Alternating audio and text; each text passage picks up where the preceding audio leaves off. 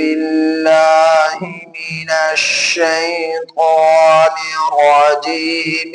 بسم الله الرحمن الرحيم.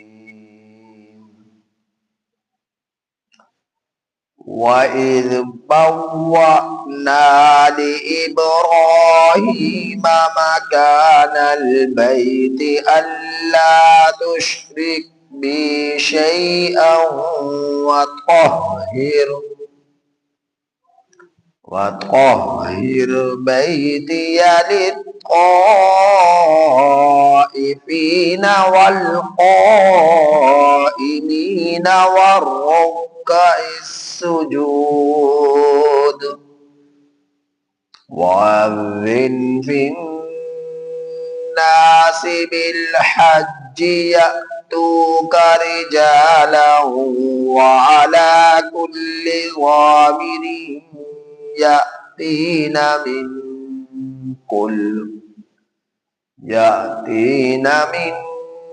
كل فج عميق.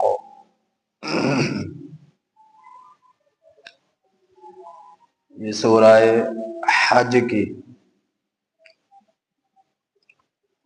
آیت نمبر 26 تا 27 آپ حضرات کے سامنے تلاوت ہوئی.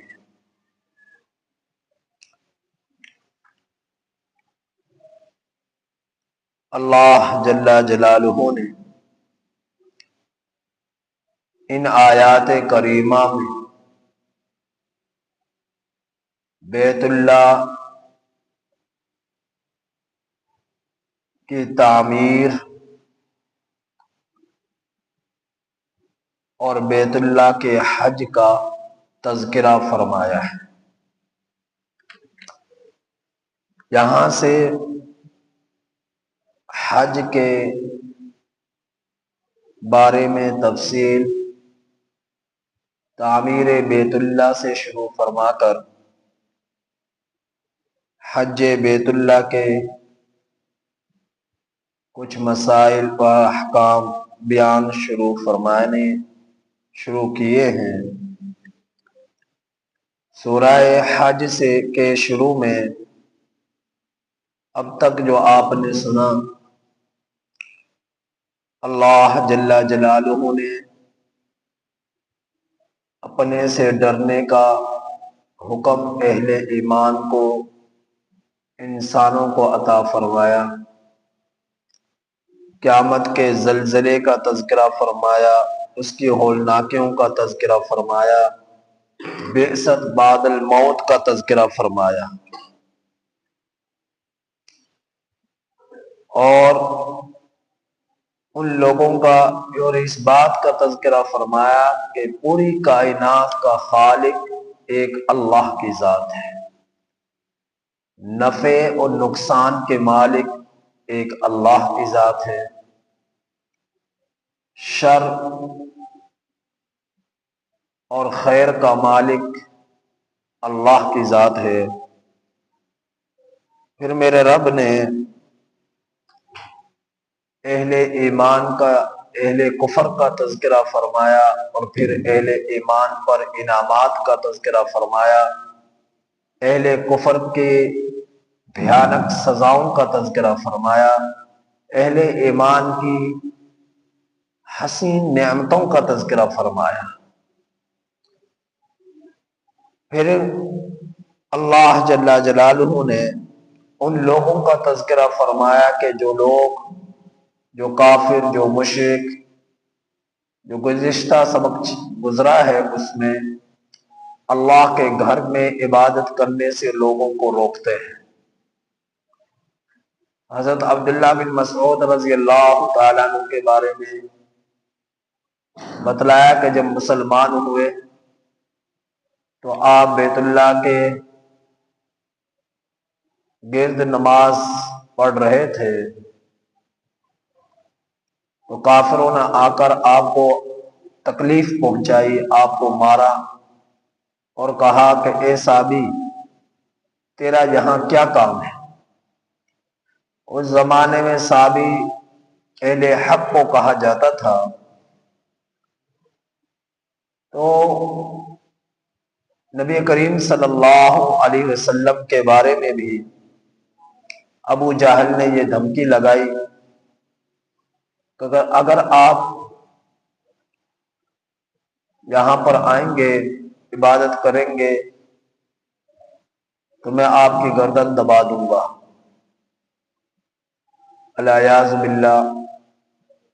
اللہ کے رسول صلی اللہ علیہ وسلم نے فرمایا کہ اگر ابو جہل یہ حرکت کرتا تو فرشتے اس کی گردن کو مروڑ دیتے۔ تو گزشتہ سبق میں اللہ جل جلالہ نے ان کے بارے میں، ان کافروں کے بارے میں فرمایا، ان الذین کفروا، بے شک وہ لوگ جنہوں نے کفر کیا، وَيَصُدُّونَ عَن سَبِيلِ اللَّهِ، اور روکتے ہیں اللہ کے راستے سے، وَالْمَسْجِدِ الْحَرَامِ، اور مسجد حرام سے، الَّذِي جَعَلْنَاهُ لِلنَّاسِ سَوَاءً الْعَاكِفُ فِيهِ وَالْبَادِ، جسے ہم نے بنایا لوگوں کے لیے برابر ہے، وہاں کے مقیموں کے لیے، باہر سے آنے والوں کے لیے۔ اللہ جل جلالہ نے فرمایا کہ جو شخص بھی اس گھر میں کج روی اختیار کرے گا، زیادتی کرتے ہوئے، نذقہ من عذاب علیم، تو ہم اسے دردناک عذاب کا مزہ چکھائیں گے۔ تو ان کافروں اور مشرکوں کو میرے رب نے یہ دھمکی دی اور انہیں ڈرایا کہ اپنی ان حرکتوں سے باز آ جاؤ۔ آج کے سبق میں میرے رب نے بیت اللہ کی تعمیر کا تذکرہ فرمایا۔ بیت اللہ طوفان نوح سے پہلے موجود تھا۔ اس کی تاریخ کے بارے میں مختلف اقوال آتے ہیں۔ ایک قول یہ ملتا ہے کہ سب سے پہلے بیت اللہ کو تعمیر فرشتوں کی جماعت نے فرمایا۔ ایک قول یہ ملتا ہے کہ سب سے پہلے بیت اللہ کی تعمیر حضرت نوح علیہ السلام نے فرمائی، اور اس کے بعد یہ بیت اللہ کی تعمیر موجود رہی۔ جس وقت حضرت نوح علیہ السلام کی قوم پر عذاب آیا پانی کا، تو آسمان سے بھی پانی برسا، زمین نے بھی پانی اگلا، اور ہر سمت پانی ہی پانی ہو گیا، اور پہاڑ کی چوٹیوں تک وہ پانی پہنچا۔ بلکہ یوں کہہ لو کہ پہاڑوں کی چوٹیوں سے بھی اوپر تک پانی پہنچا۔ کیسی وہ کیفیت ہوگی اللہ ہی بہتر جانتے ہیں۔ تو جب وہ پانی رکا ہے تو بیت اللہ کی عمارت جو تھی وہ زیر زمین جا چکی۔ ابھی آپ نے دیکھا مظفر گڑھ کے علاقے میں، ان کچھ علاقوں میں سیلاب آیا، اور جب سیلاب رکا ہے یعنی پانی آیا ہے، اور وہ پانی جب تھما ہے تو تین فٹ، بلکہ 6 7 7 8 فٹ پانی اپنے جگہ پر ریت چھوڑ کر واپس ہو گیا۔ جب پانی خشک ہوا ہے تو لوگوں کے ٹریکٹر مٹی میں دب چکے تھے، لوگوں کے مکانات 2 منزل مکانات، آپ اسے 18 20 فٹ کہہ سکتے ہیں، 2 منزل مکانات مٹی کے نیچے دب چکے تھے۔ یہ تو چند دنوں کا سیلاب تھا، چند دنوں کے پانی کا رکنا تھا۔ حضرت نوح علیہ السلام کی کشتی روایات میں آتا ہے 6 مہینے تک طوفان نوح جب آیا تو پانی کے اوپر تیرتی رہی، 6 مہینے تک۔ اب ایک جگہ پر 6 مہینے پانی رک جائے تو آپ اندازہ کیجئے جب وہ پانی تھمے گا تو وہاں کتنی مٹی ہوگی، کتنا ریت ہوگا۔ تو بیت اللہ شریف کی عمارت پانی میں ڈوب چکی تھی، اور جب پانی رکا ہے تو عمارت کا پتہ ہی نہیں چل رہا کہاں ہے. ٹیلے ابری ہوئی جگہ تھی اور ٹیلا بن گیا تھا، اور جہاں پر بیت اللہ تھا وہاں بھی ٹیلا، اور بیت اللہ کے ارد گرد قرب و جوار میں بہت سارے ٹیلے موجود تھے. اب کوئی بتا نہیں سکتا تھا کہ بیت اللہ کی عمارت کہاں پر ہے، بیت اللہ کی عمارت کہاں پر ہے. تو جب میرے رب نے ارادہ فرمایا کہ میرے اس گھر کو دوبارہ سے اس کی تعمیر ہو، تو حضرت جبرائیل علیہ السلام ایک لاٹھی لے کر تشریف لائے. آپ کے ہاتھ میں ایک لاٹھی تھی، اور حضرت اسماعیل علیہ السلام بھی جوان ہو چکے تھے، اور حضرت ابراہیم علیہ السلام اور اسماعیل علیہ السلام دونوں کو میرے رب نے حکم دیا کہ بیت اللہ کو تعمیر کرو. تو حضرت جبرائیل علیہ السلام نے لاٹھی کے ذریعے نشاندہی کی دیواروں کی کہ اس جگہ پر دیواریں ہیں. تو تقریباً بیت اللہ کی چوڑائی 44 مربع فٹ ہے اور بلندی 50 مربع فٹ ہے. تو حضرت ابراہیم علیہ السلام نے معماری کا کام کیا، حضرت اسماعیل علیہ السلام نے مزدوری کا کام کیا، مزدور کا کام کیا، اور مقام ابراہیم والا پتھر اس نے لفٹ کا کام کیا، اس نے گو کا کام کیا. حضرت ابراہیم علیہ السلام معمار یعنی مستری، اور حضرت اسماعیل علیہ السلام مزدور، اور گو کا کام کرنے والا مقام ابراہیم والا پتھر. تو حضرت ابراہیم علیہ السلام اس پتھر پر کھڑے ہوتے، آپ آگے جاتے وہ آگے جاتا، آپ پیچھے ہونا چاہتے وہ پیچھے ہو جاتا، آپ اوپر جانا چاہتے وہ اوپر چلا جاتا، آپ نیچے آنا چاہتے وہ نیچے آ جاتا. تو اس پتھر پر آج بھی حضرت ابراہیم علیہ السلام کے قدم مبارک کے نشانات موجود ہیں. تو گولڈن کلر کا وہ گنبد نما مقام ابراہیم والی جگہ پر جو موجود ہے، اس کے اندر وہ پتھر آج بھی محفوظ ہے. تو حضرت ابراہیم علیہ السلام نے اس طرح بیت اللہ کو تعمیر فرمایا. جس وقت حضرت محمد صلی اللہ علیہ وسلم کا زمانہ آیا اور ضرورت پڑی بیت اللہ کو تعمیر کرنے کی، تو دوبارہ سے تعمیر شروع ہوئی. اللہ پاک نے اس وقت حکم دیا کہ یہ حلال کمائی سے میرا گھر تعمیر ہو، حرام کمائی سے نہیں، ناجائز کمائی سے نہیں. اس وقت مشرکوں کے پاس جو حلال کمائی تھی وہ اتنی ہی تھی کہ جتنی سے وہ اتنا اس بیت اللہ کو تعمیر کر سکے جتنا اب موجود ہے، اس سے زیادہ نہیں تھی. اور جبکہ بیت اللہ کی جگہ وہاں تک تھی جہاں اب حتیم بنا ہوا ہے. ایک دیوار ہے بیت اللہ کے ساتھ جو ہے حجر حتیم والے مقام پر، وہ جگہ بھی بیت اللہ کے اندر شامل تھی، حتیم والی جگہ. لیکن حلال کمائی کے کم پڑنے کی بنا پر اس جگہ کو شامل نہ کیا جا سکا، اور اتنی جگہ پر بیت اللہ کا تعمیر کیا جتنی جگہ پر آج موجود ہے. لیکن یہ بھی اللہ رب العزت کا خاص کرم تھا، خاص کرم تھا آپ انسانوں کے لیے. وگرنہ بیت اللہ کے اندر تو بادشاہوں کو اجازت ملتی ہے، وزیروں کو اجازت ملتی ہے، بڑے بڑے لوگوں کو اجازت ملتی ہے کہ بیت اللہ کے اندر جا سکے اور وہاں جا کر نوافل ادا کر سکے، نماز پڑھ سکے.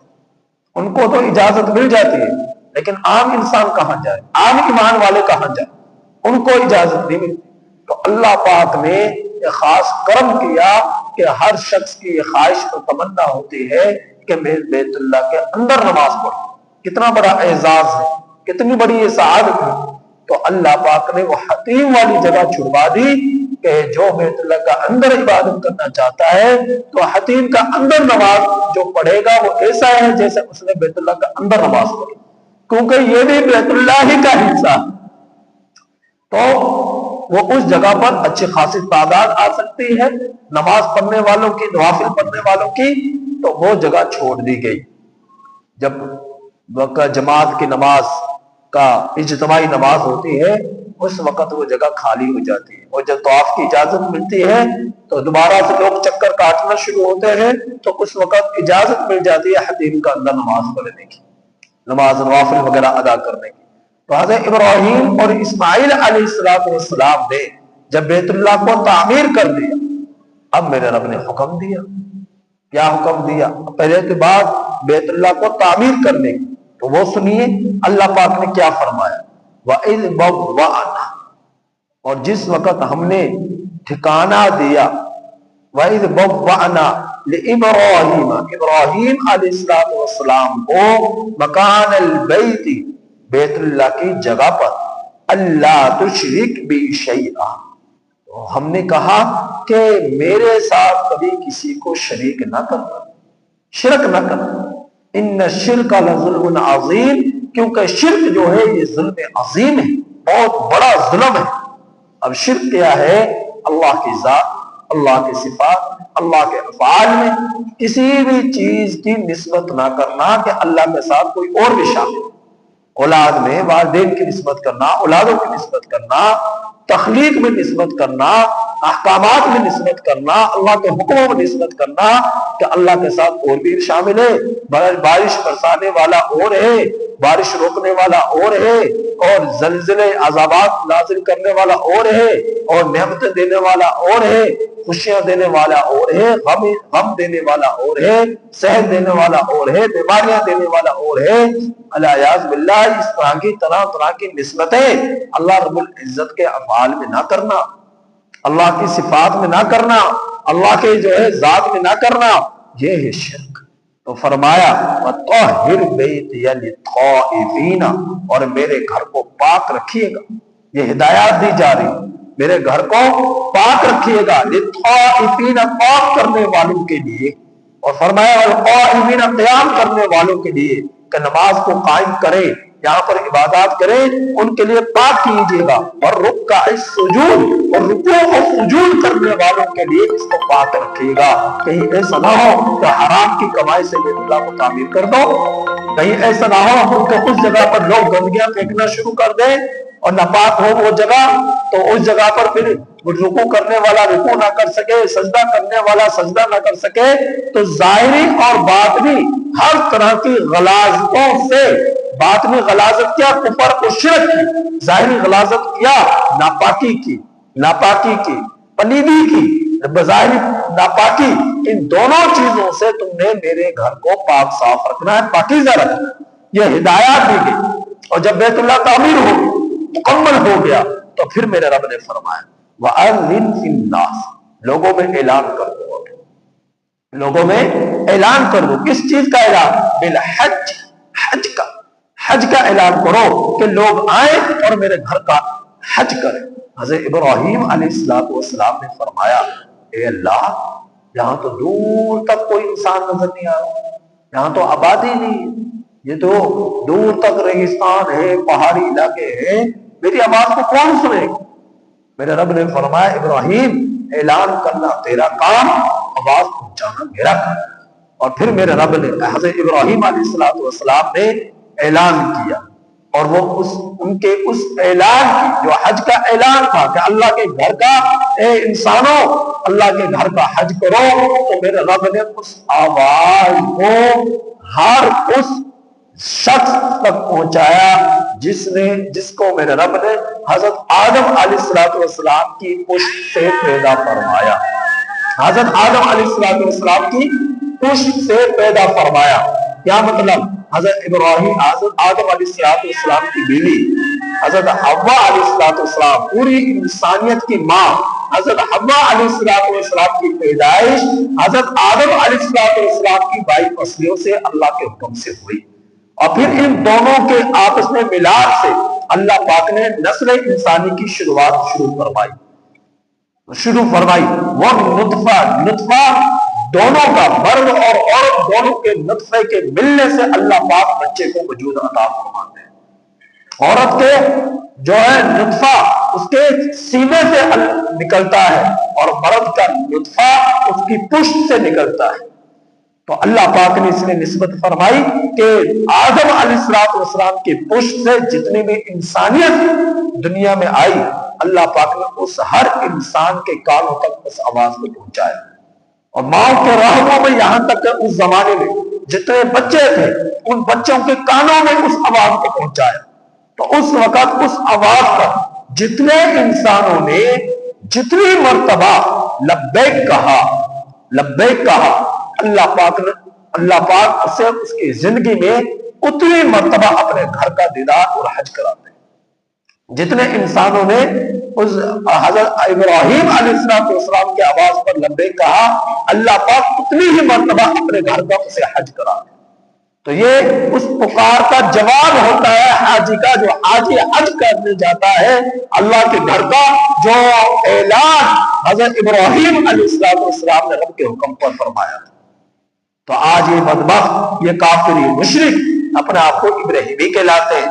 حضرت ابراہیم علیہ السلام تو وہ عظیم ذات تھی، وہ عظیم ہستی تھی جس نے کفر اور شرک کا سد باب کیا، کفر اور شرک کے اوپر سب سے بلند آواز اٹھائی، اور ان بدبختوں نے 360 بت کعبۃ اللہ کے بیرونی دیواروں پر نصب کر رکھے تھے۔ یہ ابراہیمی کیسے ہو سکتے؟ وہ نسبت کرتے ہیں ہم بھی ابراہیمی ہیں۔ مشرکین مکہ، مشرکین جو ہے عرب، وہ نسبتیں کیا کرتے تھے، ہم ابراہیمی ہیں۔ حضرت ابراہیم علیہ السلام تو کفر شرک سے منع کرنے والے تھے، روکنے والے تھے۔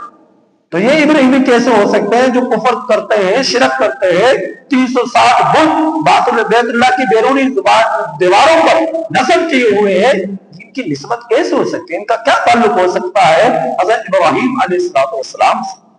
تو فرمایا میرے رب نے وَأَذِّن فِي النَّاسِ، اعلان کر دیجئے لوگوں میں، بالحج، حج کا، یأتوک رجالا، لوگ آئیں یہاں پر پیدل چل کر۔ پہلے زمانے تو لوگ پیدل ہی سفر کیا کرتے تھے، کئی مہینوں کا سفر ہوا کرتا تھا۔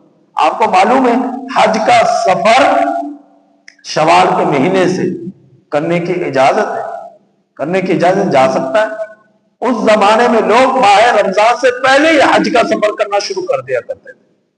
وجہ کیا تھی؟ آج کی طرح سہولیات نہیں تھی، لوگ پیدل چلا کرتے تھے کئی مہینوں میں۔ جو جتنی دور دنیا کے کونے میں رہتا تھا، جتنی لمبی اس کی مسافت ہوا کرتی تھی، اسی اعتبار سے وہ سفر کیا کرتا تھا کہ میں آج سفر کروں گا تو اتنے مہینے کے بعد میں وہاں پہنچوں گا۔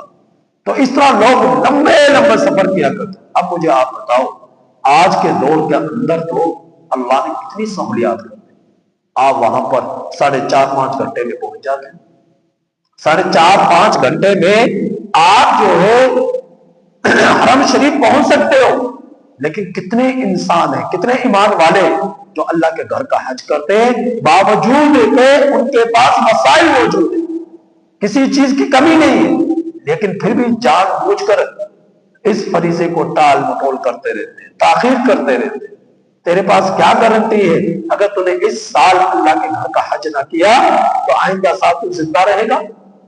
جو آپ یہ کہتے ہو کہ اس سال نہیں میں تو اگلے سال کروں گا، باوجود ہے کہ آپ کے پاس وسائل موجود ہیں، آپ اللہ کے گھر کا حج کر سکتے ہیں، لیکن آپ کہتے نہیں پہلے میں اپنا فلاں کاروبار ٹھیک کر لوں، فلاں میں شادیاں کر لوں۔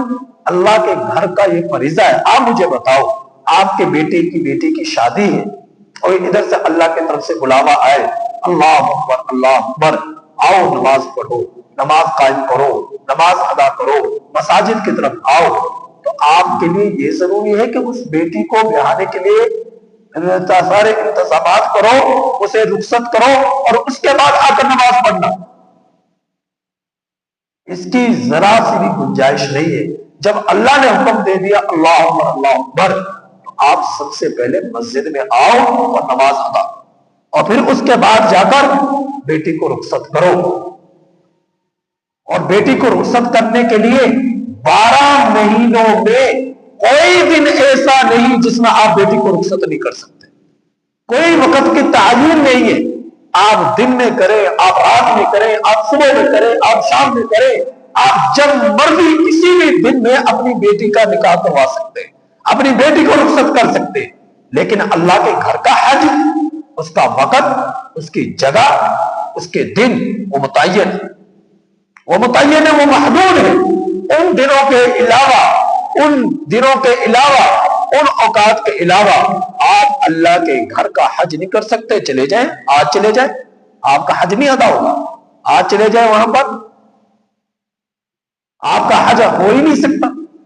سال بھر میں حج کے مہینے اور ذی الحج کے مہینے میں اللہ پاک نے 5 دن دیے ہیں، اور 5 ہی دنوں کے اندر آپ حج کر سکتے ہیں، اور 5 دنوں کے الگ الگ مسائل ہیں، الگ الگ جگہوں پر ٹھہراؤ ہے، الگ الگ معاملے کام ہیں، جو وہاں پر عبادات کے طریقے جو آپ نے کرنے ہیں، رات گزارنی ہے، دن کو ٹھہرنا ہے، اور وہاں پر جو معاملات ہیں وہ سارے وہ الگ ہیں جو اللہ پاک نے وہاں کی جگہ کے ساتھ مخصوص فرمائے۔ ان کے علاوہ آپ ان دنوں کے علاوہ، ان اوقات کے علاوہ، ان طریقوں کے علاوہ آپ اللہ کے گھر کا حج نہیں کر سکتے، اور اس کے لیے وہ جگہ ہے۔ اور نماز آپ کہیں بھی پڑھ سکتے ہیں، اور بیٹی کو آپ شہر لاہور میں کریں رخصت، شہر کراچی میں کریں رخصت، شہر اسلام آباد میں کریں رخصت، آپ کسی بھی چلے جائیں، جگہ چلے جائیں، شہر میں جائیں، دیہات میں جائیں، آپ کے لیے کوئی وقت نہ تو متعین ہے، نہ آپ کے لیے کوئی جگہ متعین ہے۔ اللہ کی طرف سے جو طے ہو کہ بیٹی کو رخصت کرنا ہے تو آپ صرف سال میں فلاں دن میں کر سکتے ہیں، اس کے علاوہ نہیں کر سکتے۔ بیٹی کو رخصت کرنا ہے تو فلاں ہی جگہ پر آپ نے رخصت کرنا ہے، اس کے علاوہ نہیں کر سکتے۔ آج لوگ یہ بہانے جو بناتے ہیں، یہ ایک بہت بڑی غلط فہمی میں مبتلا ہے کہ بیٹے بیٹیوں کا پہلے نکاح کر لو، اس کے بعد حج کرو۔ جب اللہ نے آپ کو وسائل دیے ہیں، آپ کو پیسہ دیا ہے، آپ کے پاس صحت دی ہے، آنے جانے کا اخراجات آپ کے پاس موجود ہے، تو آپ اللہ کے گھر کا صحت موجود ہے، آپ کے پاس سفر کر سکتے ہیں، تو آپ اس فریضے میں تاخیر نہ کریں۔ جب یہ وقت آ جائے تو فوراً اللہ کے گھر کا حج کریں، اللہ کے گھر کا حج کریں۔ یہ فریضہ جو آپ کے ذمہ ہے اس کو تو ادا کریں۔ ہاں، نفلی حج کرنا اس میں آپ کے لیے گنجائش ہے، اس میں آپ کے لیے گنجائش ہے، لیکن فریضہ جو زندگی میں ہر بالغ مرد عورت پر جو صاحب حیثیت ہے، آنے جانے کا اخراجات موجود، اور آنے جانے کی سہولیات موجود، صحت موجود، اور پیچھے رہ جانے والے بیوی بچوں کو خرچہ دینے کے لیے موجود، تو پیچھے کہیں بھکاری نہ بن جائے، پیچھے لوگوں کے محتاج نہ بن جائے، اور در در وہ ٹھوکرے نہ کھانے لگ جائے، ان کا نان نفقہ اتنے خرچے دے کر جا سکتا ہے، تو اس پر بیت اللہ کا حج فرض ہے۔ وہ جائے اور اللہ کے گھر کا حج کرے جب وہ دن آ جائے، وہ وقت آ جائے۔ باقی بیٹی کو رخصت کرنے کے لیے کوئی پابندی نہیں ہے۔ تو اللہ پاک نے فرمایا، اعلان کر دو کہ لوگ آئے پیدل چل کر جایا کرتے تھے، آج آپ 4-4.5 گھنٹے میں وہاں پہنچ سکتے ہیں، اس زمانے میں مہینوں سفر کیا کرتے تھے۔ آپ سوچیں کتنی مشقت، کتنی تھکان، کتنی بھوک اور پیاس۔ آج کی طرح تھوڑے وسائل تھے اس زمانے میں کہ جگہ جگہ مارکیٹیں موجود ہیں، دکانیں موجود ہیں، وسائل موجود ہیں، آج کی طرح تو نہیں تھی۔ کیسے ان لوگوں نے مجاہدات کیے، کیسے اللہ کے گھر کا حج کیا، اس کی ان کی قربانی، ان کے مجاہدات تک آپ انسان، ان ایمان والے ان انسانوں کے مجاہدات کا مقابلہ کر سکتے ہو؟ آپ لوگ نہیں کر سکتے، اور آپ پھر بھی ساری سہولیات کو ہوتے ہوئے اللہ کے گھر کا حج بھی کرتے ہو۔ اللہ رب العزت کا حکم یہ ٹوٹتا جا رہا ہے، محرومی ہوتی جا رہی ہے، یہ بہت بڑی بدنصیبی ہے۔ تو فرمایا وَعَلَىٰ كُلِّ ضَامِرٍ يَأْتِينَ مِنْ كُلِّ فَجٍّ عَمِيقٍ، اور آئے ہر لاگر اونٹنی پر سوار ہو کر، ہر لاگر اونٹنی پر دنیا کے کونے کونے سے لوگ آئے، دنیا کے کونے کونے سے آئے، جس طرح بھی آ سکتے ہیں۔ اس زمانے کے اندر یہی سواریاں عام طور پر ہوا کرتی تھی، اونٹ وغیرہ، اونٹنی وغیرہ، گھوڑے وغیرہ، گدھے وغیرہ، کچر وغیرہ، عام طور پر ان چیزوں کا بھی استعمال ہو جایا کرتا تھا۔ آج کے دور میں کسی کے پاس ہوائی جہاز ہے، یہ سمجھ لو اس زمانے میں ایسے کسی کے پاس اونٹ ہوتا، آج کے دور میں کسی کے پاس جہاز کی طرح جہاز کی حیثیت کی طرح، جس طرح آج کوئی امیر ترین ہے اس کے پاس ہوائی جہاز ہے اپنا، تو اس زمانے کے اندر جس کے پاس اپنا اونٹ ہوتا، اونٹ نہیں ہوتی، اس کے پاس وہ اس امیر کہلاتا کہ بہت بڑا امیر ہے، امیر زیادہ ہے۔ تو آج تو ان چیزوں کی کوئی حیثیت نہیں ہے، تو اللہ پاک نے اس زمانے کے اعتبار سے فرمایا اور آج کے دور میں تو جن کے پاس اتنی سہولیات ہیں، کیا ان کے لیے گنجائش ہے اللہ کی طرف سے کہ وہ تاخیر کر سکے؟ ان کے لیے کوئی گنجائش نہیں ہے۔ تو اللہ پاک نے فرمایا کہ میرے گھر کا حج کرو، حج کرو، پیدل چل کر آؤ، سواریوں پر سوار ہو کر آؤ، دنیا کے کونے کونے سے آؤ، جس طرح بھی آ سکتے ہو آؤ، اور میرے گھر کا حج کرو۔ یہ اللہ کی طرف سے فریضہ ہے، جس طرح پنجگانہ نماز کا حکم فریضہ ہے، جس طرح ماہ رمضان کے 1 مہینے کے روزے فرض ہیں، جس طرح کے جو ہے آپ پر سال میں سائر نصاب پر جو ہے 2.5% زکوٰۃ کا حصہ فرض ہے، اسی طرح اللہ رب العزت کا گھر کا حج یہ بھی ہر بالغ مسلمان مرد عورت پر فرض ہے۔